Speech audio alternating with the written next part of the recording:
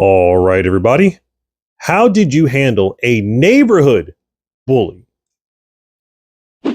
Now, the reason why I said neighborhood bully and not school bully is the school bully is confined in the same walls as me. All right, we're both in prison. The principal is the warden, making sure this is smooth, and the teachers are the prison guards. Put that heat away, Bishop! There are rules in school. Okay, you got to be smart. Just think about it. Every day your school bully wakes up and thinks, how do I mess with this kid without getting caught? That's a tough one. Mr. Lewis has been on my ass lately. But a neighborhood bully, there are no rules. Plenty of places to hide, but it feels like it takes a hike to get there. I used to hide underneath people's cars when I played hide and seek with my friends. And one time some lady walked in her car. I'm like, oh, hey, I don't need to win that bad.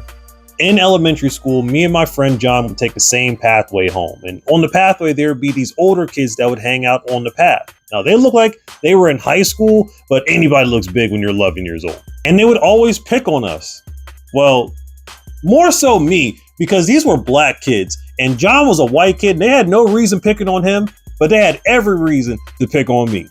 John told his mom and I told my mom. And the moment I told my mom was on deck. She's like, where they at?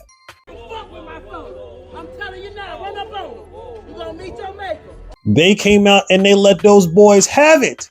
You know, what's funny is that John's mom was taller. My mom was a bit smaller. So it was like you were getting argued at by two different levels. And me, I'd rather get yelled at by somebody who's taller, because then I could just stare off into space and just focus on something and then occasionally look up like I'm paying attention. Are you listening to me? I look into your eyes and I can't tell whether you're getting anything I'm saying.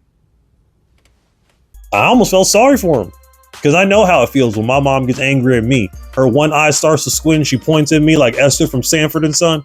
I had won the battle, and they never messed with us after that day. But the victory didn't feel right to me. It didn't feel earned. About a month later, we saw them playing football outside in an open area in the neighborhood. I had John with me, and I asked if we could play. You sure about that?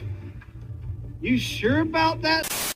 Now, they barely touched John, but they put hands on me. John was quarterback and I was wide receiver, and every mid-air catch resulted in a body blow. In their defense, they did tell me that this was tackle football. I can't breathe. What's that? I can't breathe. I got up that day, but I finished that game and I earned that respect. I told my mom later on that night that I played football with them, and she was like, I don't want you playing with them anymore. I said we were cool, but deep down, I didn't care. I got what I wanted.